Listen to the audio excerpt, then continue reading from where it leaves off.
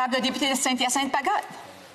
Merci, Madame la Présidente. Ça me fait très plaisir d'être là aujourd'hui et d'intervenir sur ce projet de loi fondamental. Je prends aujourd'hui la parole à la fois en tant que porte-parole du Bloc québécois en commerce international, mais aussi en tant que député de la circonscription, probablement la plus agricole au pays. Depuis le début de la pandémie, on prône l'achat local. On prend conscience de l'importance de produire et de consommer chez nous. Ça garantit des retombées économiques, des emplois, des produits de qualité, en plus d'exprimer notre solidarité et notre reconnaissance envers nos artisans. Au Québec, la gestion de l'offre, c'est la base du modèle agricole. Un outil pour préserver notre autonomie alimentaire, d'une part, mais aussi pour garantir l'occupation du territoire, de l'autre. C'est un programme qui repose sur plusieurs mécanismes interdépendants. Si un des piliers est affaibli ou disparaît, le système se désorganise et devient moins efficace dans son ensemble. Parmi ces piliers, il y a la protection des frontières. C'est probablement un des piliers les plus importants du système de la gestion de l'offre pour préserver notre marché des produits étrangers qui sont très subventionnés et qui sont souvent produits à coût moindre. L'idée de la gestion de l'offre, dont les vertus sont aussi nombreuses et aussi évidentes, c'est qu'on ne peut pas traiter finalement l'agriculture comme s'il s'agissait d'un marché parmi d'autres, selon les seules règles conventionnelles du commerce international. D'ailleurs, après la Seconde Guerre mondiale, c'était clair dans l'accord général sur les tarifs douaniers et le commerce, qu'on appelait le GATT, le GATT, qui était le début de la libéralisation commerciale à l'échelle internationale. On excluait l'agriculture de la table de discussion. C'était clair, c'était exclu. On disait, on ne traitera pas ça comme un marché parmi d'autres.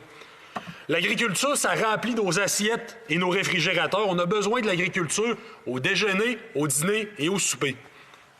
Au fil du temps, les gouvernements du Canada, peu importe le parti au pouvoir, se sont renvoyés la balle en promettant de jamais toucher au système de la gestion de l'offre, advenant des futures négociations d'accords de libre-échange. On disait, contrairement à mon prédécesseur, vous en faites pas, moi, je ne vais pas y toucher. Moi, j'ai rien qu'une parole, même si l'autre a dit la même chose avant moi. Bien, justement, parole, parole, parole.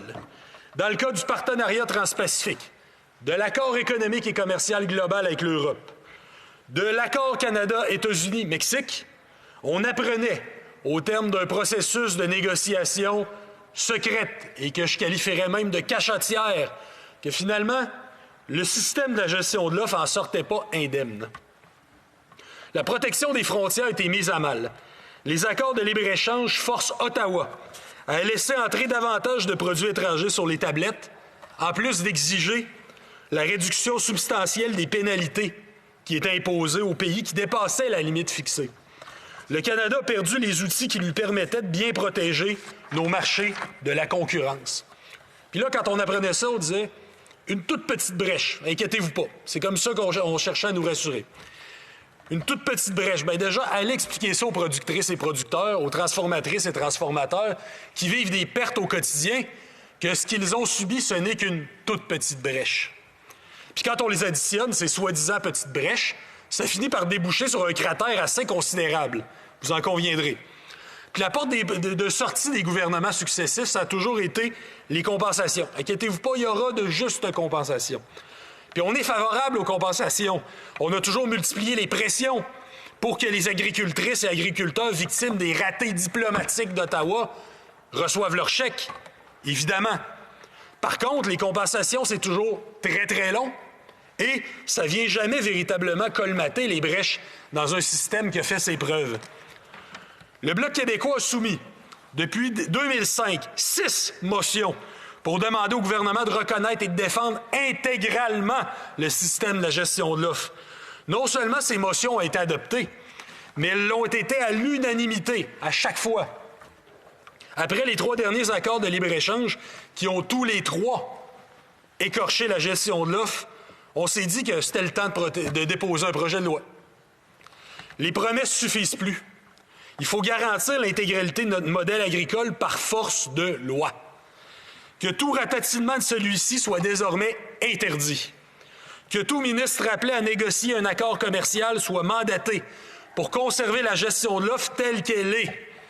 C'est pourquoi nous avons déposé ce projet de loi qui interdit toute brèche future dans la gestion de l'offre advenant de futures négociations en vue de conclure un accord de libre-échange. Il nous faut l'appuyer. Tel était le message de la conférence de presse nationale tenue par le Bloc québécois avec l'Union des producteurs agricoles en novembre dernier. Tel était le message, la semaine dernière, de ma tournée avec le député de Berthier-Masquinongé. On a fait une tournée en 4 jours, l'ensemble, une tournée virtuelle, bien entendu, de l'ensemble des régions du Québec. Tel est aussi le message de la lettre acheminée par l'Union des producteurs agricoles à tous les chefs de parti de cette Chambre. Les producteurs et transformateurs agricoles sont clairs. Il faut adopter ce projet de loi. Quand je vais voter sur ce projet de loi, moi, je vais penser à ceux et celles de ma circonscription et du Québec tout entier. Là, on peut se demander si tous les partis ont déjà voté pour protéger la gestion de l'offre, pourquoi certains refusent-ils maintenant d'appuyer le projet de loi C-216 qui ferait exactement la même chose? C'est vrai? Ils sont tous pour. Pourquoi il va sans dire qu'ils vont tous voter pour? Bien, c'est très simple. Les deux grands partis canadiens qui aiment se renvoyer la balle et s'accuser, avec raison, d'avoir trahi notre agriculture veulent, une fois au pouvoir, se garder une porte ouverte pour pouvoir négocier et mettre la gestion de l'offre sur la table si une occasion intéressante se présentait dans un autre secteur. La semaine dernière, un député conservateur du Québec affirmait l'appui soi-disant clair de son parti envers la gestion de l'offre. Il disait « on est pour ça à 100 %, mais tout en précisant qu'il ne fallait pas se contraindre à la respecter en cas, et je cite, j'ouvre les guillemets, d'opportunités de croissance qui pourraient se présenter dans le futur. C'est révélateur. Moi, j'aime ça quand c'est clair, quand les choses sont claires. Là. C'est révélateur. Donc, défendre la gestion de l'offre, oui, mais surtout pas être obligé de défendre la gestion de l'offre. La raison qu'il évoque, d'ailleurs, pour rejeter notre projet de loi, c'est la principale raison pour laquelle il faut l'appuyer. Les engagements verbaux ne suffisent plus. Certains plaident, on a entendu ça là, dans le cadre du débat, le caractère anticonstitutionnel du projet de loi. Bon, ça ne tient pas la route comme argument. Tout d'abord, nous aussi, on a regardé ça de près, puis il nous semble passer tout à fait le test. Première chose, on pourra en discuter. Ensuite, il ne s'agit pas de demain ou quand on votera là-dessus d'une adoption finale, mais d'une adoption de principe. Ça veut dire qu'il va être renvoyé au comité permanent sur le commerce international où j'ai l'honneur et le plaisir de siéger. Puis on va l'étudier, on va recevoir des témoins, on va recevoir des experts ou des groupes touchés par le projet de loi. On va aussi avoir la possibilité de l'amender. Donc s'il y a quelque chose qui cloche, on peut le modifier. On pourrait très bien recevoir des experts en droit constitutionnel et changer les lignes, les quelques lignes qu'il y aura à changer pour que ça soit davantage conforme à la Constitution si jamais ça ne l'était pas.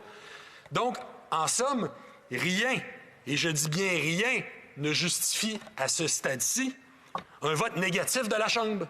Absolument rien. Adoptons le projet de loi du Bloc québécois, le projet de loi C-216. Le démantèlement de notre modèle agricole doit cesser. Il en va de l'avenir de nos économies rurales. Combien de temps, Madame la Présidente? 1 minute et 40. Un petit peu moins qu'une minute et 40. Ben alors, écoutez, je vais, dans ce cas-là, je vais clore là-dessus, tout simplement, en répétant mon message. Adoptons le projet de loi C-216.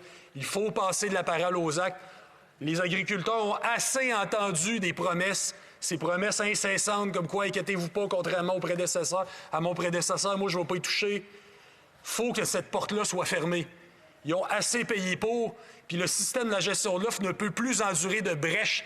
C'est un bateau qui coule. Il faut que ça cesse. Merci.